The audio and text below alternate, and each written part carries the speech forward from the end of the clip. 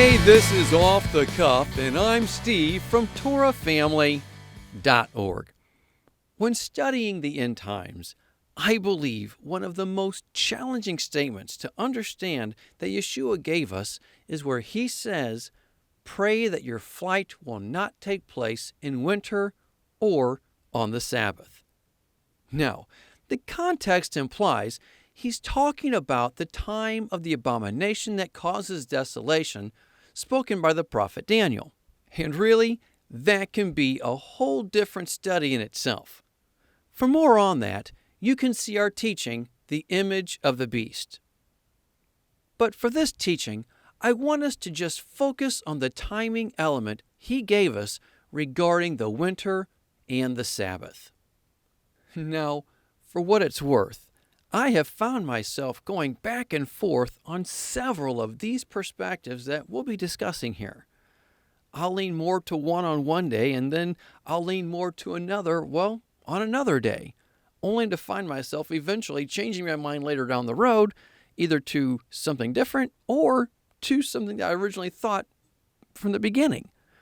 So I'm not here to say that I have the answer, and I'm not asking you to change your current mindset. I'm just asking you to keep other perspectives on the table, if you will. So again, he said, pray that your flight will not take place in winter or on the Sabbath. There are multiple ways this can be taken. So let's look at the different considerations. The first and the most widely accepted is how it could be taken as an either-or type of statement, meaning there's going to be one flight, and we pray that it won't be in the winter or on the weekly Sabbath, an either-or. Another view is how it could also be a statement pointing to a weekly Sabbath in the winter, quite possibly the last Sabbath of the winter. And that's very possible. Now, I believe it would be good to get a good biblical understanding of when the winter is. The modern world has it that there's a spring, summer, fall, and winter. However, biblically speaking, there's really only summer and winter. Genesis 8:22. As long as the earth endures, seed time and harvest, cold and heat, summer and winter, day and night will never cease. If there were spring and fall in the eyes of Yahweh, why didn't he mention them here? Because there's only summer and winter. Now some would say, but Steve, what about Deuteronomy 11:14, which says, "Then I will send rain on your land in its season, both autumn and spring rains, so that you may gather in your grain, new wine, and oil." There it is. Spring and fall are mentioned in the scriptures right here in the Torah, Steve. First, this is the word for autumn. It means rains, or even early rains. There's no word in the Hebrew text here for spring. That was added by translators. This is the word for rains next to spring. It means latter rains. These words for rain are utilized throughout the scriptures by interpreters to give a title to spring or autumn. However, the only seasons Yahweh mentions are summer and winter. These words are simply referring to the rains that come in the existing seasons Yahweh titles as summer and winter. So, when it comes right down to it, biblically speaking, there is no spring or fall. A year consists only of summer and winter. Now, when do these seasons officially change? At the equinoxes. This means trumpets, the Day of Atonement, and Sukkot, which is also called the Feast of Ingathering, takes place in the winter. Thus, we read this in Exodus 34. Celebrate the Feast of Weeks with the first fruits of the wheat harvest. And the Feast of Ingathering at the turn of the year. At the turn of the year. The equinox. You see, the solstices are the heart of the seasons, and the equinoxes are the turn of the seasons. Both consist in one year, just as we see how the evening and the morning start the dark and the light, but consist in one day. So summer and winter begin with the equinoxes, in one year. So, when Yeshua refers to the winter, he's referring to the months between what many call the fall and spring equinox in the modern day. On the same note, we believe the equinox is simply the sign of the season changing.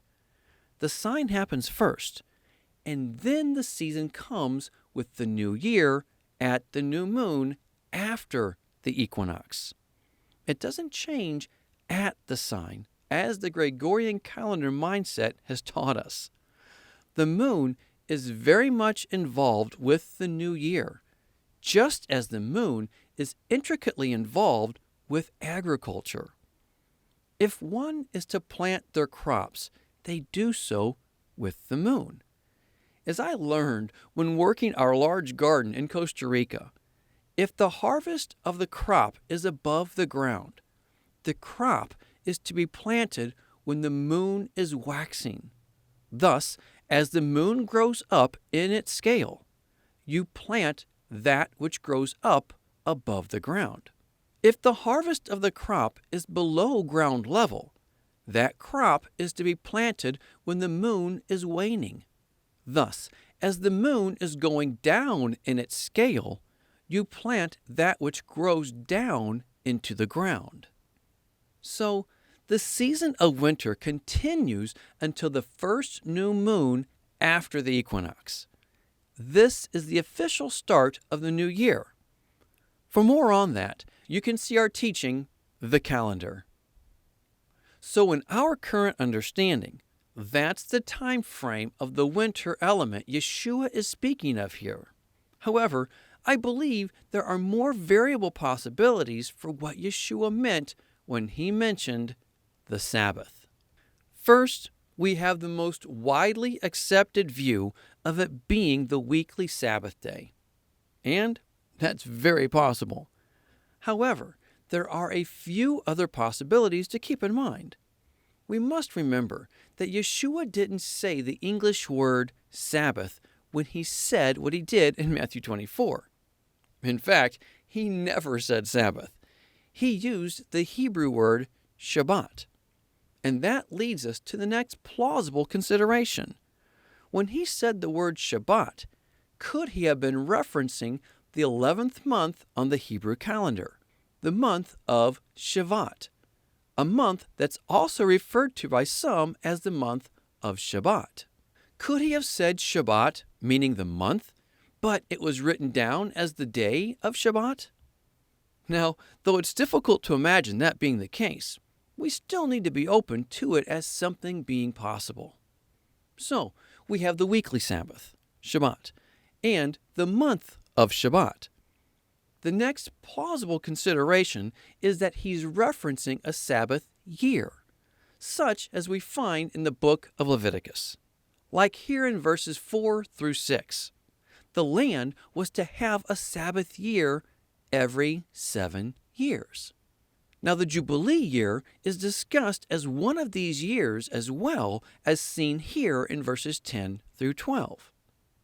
Lastly, we believe it's plausible he could have been referencing the days that became traditionally called the high Sabbaths. These are the days noted in Leviticus 23, such as the first and last days of the Feast of Unleavened Bread as seen here. Also, the day of Shavuot, Pentecost, as seen here in verse 21. The Day of Trumpets, as noted here in verse 23. And the Day of Atonement, as noted here in verse 28, and also in verses 31 and 32. And then the Feast of Tabernacles, the Feast of Ingathering, as noted here in verses 35 and 36. These days became traditionally called high Sabbaths or special Sabbaths, but referenced as Sabbaths just the same. Just as we see here when Joseph of Arimathea requested Yeshua's body on the evening of the 14th, when the special Sabbath of the first day of unleavened bread was about to begin. And also noted here in John 19:31. This is actually in the same time frame of when Joseph of Arimathea asked for Yeshua's body, as seen 7 verses later. The Sabbath being referenced in these accounts was the first day of unleavened bread. It's that which was referenced in Leviticus 23, verse 7. So any of these special Sabbaths on the holy days could be what Yeshua was referencing in Matthew 24. So we have the weekly Sabbath, Shabbat. We have the month of Shabbat. We have the Sabbath years, which includes the year of Jubilee, and we have the special Sabbaths or high Sabbaths. In conclusion, there's one more perspective I'd like to present, and that would be that Yeshua isn't only referencing one flight when he makes the statement to pray our flight doesn't take place in the winter or on a Sabbath. I believe it's possible he's discussing 2 separate flights. One is in the winter, and one is on a Sabbath. You see, we know there'll be one at the beginning when people leave Jerusalem when the abomination that causes desolation is set up. But we also know of another time when his people will be going on another journey, that being the second Exodus, when the survivors of the tribulation travel to Jerusalem. Please see our teaching, the second Exodus, for more on that.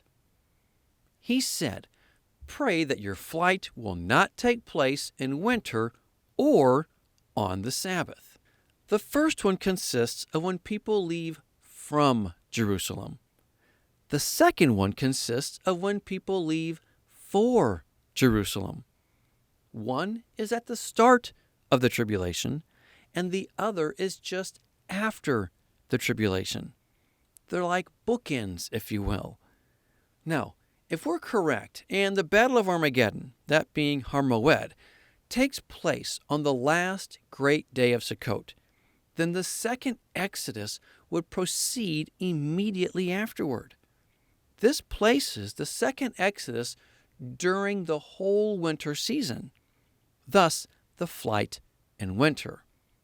Now, this would imply the flight from Jerusalem at the beginning would be regarding a Sabbath of some kind.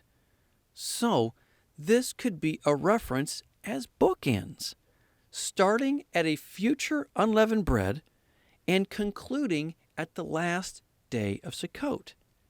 This coincides with what we referenced in our teaching, the 1-year tribulation, regarding what is said by Daniel when he mentions the 3.5 Moed. Though all English translations interprets it as time, times, and half a times, the Hebrew says it's for Moed, Moedim, and Chatzi. It will be for 3.5 Moed, and then it's completed. So, if it starts at a Passover, you then have unleavened bread, Shavuot, Sukkot, and then it all concludes in the midst of the separate last great day. Thus, 3.5 Moed. And we can see the 2 great flights taking place at the beginning and at the end. Thus, his words, pray that your flight will not take place in winter or on the Sabbath. So how do we pray our flight will not take place on one of these days? We do so by praying what he said in Luke 21:36. Be always on the watch and pray that you may be able to escape all that is about to happen, and that you may be able to stand before the Son of Man, the time when he comes for his bride. For more on this, you can see our teachings, the Church of Philadelphia, and the birth pains. Again, they're like bookends. Starts on the first feast and then ends on the last feast. He's the first and the last. Well, that's all I have. Think about it. Pray about it. But more than anything, be a doer of the word and not a hearer only. Until next time, Shalom.